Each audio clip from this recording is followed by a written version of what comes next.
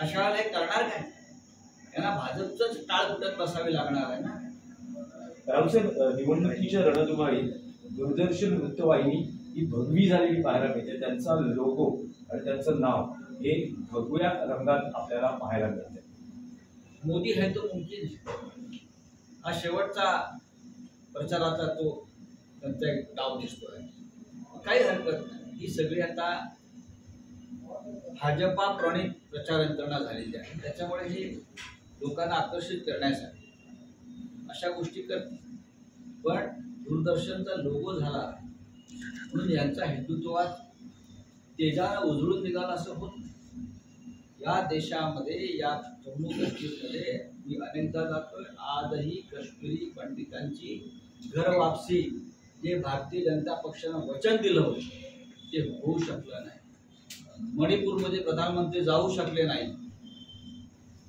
राम मंदिराचं मिशन त्यांचं फेल गेलेलं आहे. राम मंदिर उभं राहिलं पण त्याचं श्रेय भाजपला मिळत नाही आणि राम मंदिराची वगैरे काही लाट आलेली नाही. हे भारतीय जनता पक्षाने ओळखलेलं आहे. त्याच्यामुळे असे उद्योग करत असतात. पहिल्या टप्प्याने होणार आहे. एकंदरीत वातावरण पाहता काय वाटतं? संपादकीय आपण हा विषय महाराष्ट्राचा विषय विचारताय की देशामध्ये इंडिया आघाडीला किमान 300 जागा.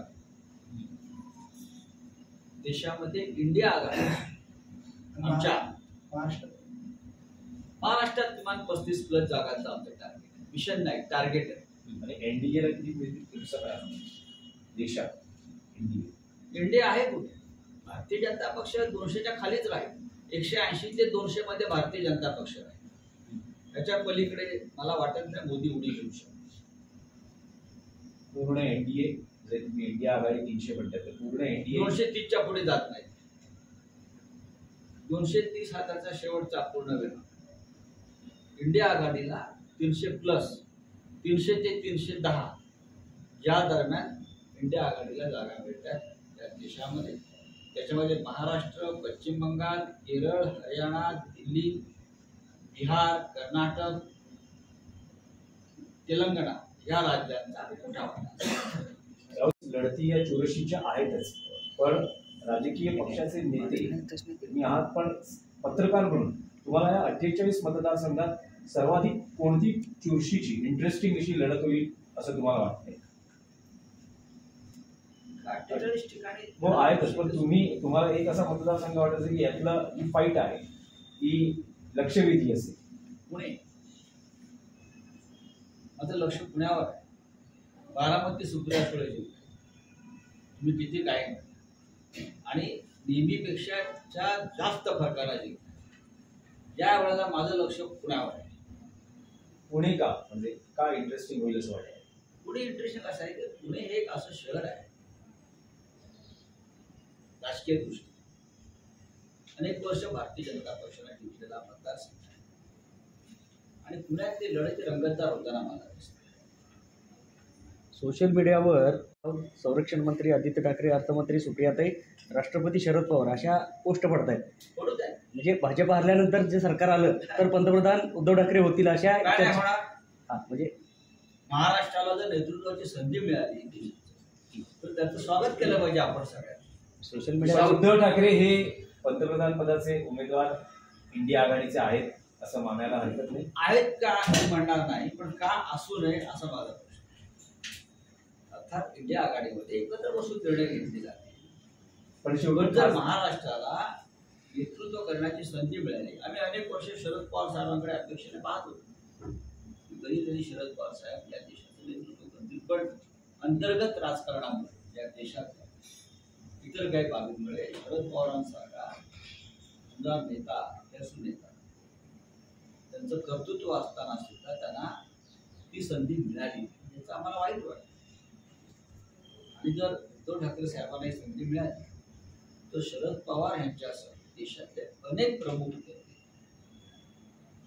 उद्धव ठाकरे यांना पसंती देतील. का देणार नाही? पण साहेब एक उमदा चेहरा आहे. महाराष्ट्रामध्ये मुख्यमंत्री म्हणून उत्तम काम केलेलं आहे. कोरोना काळामध्ये एक राज्य सांभाळलेलं आहे.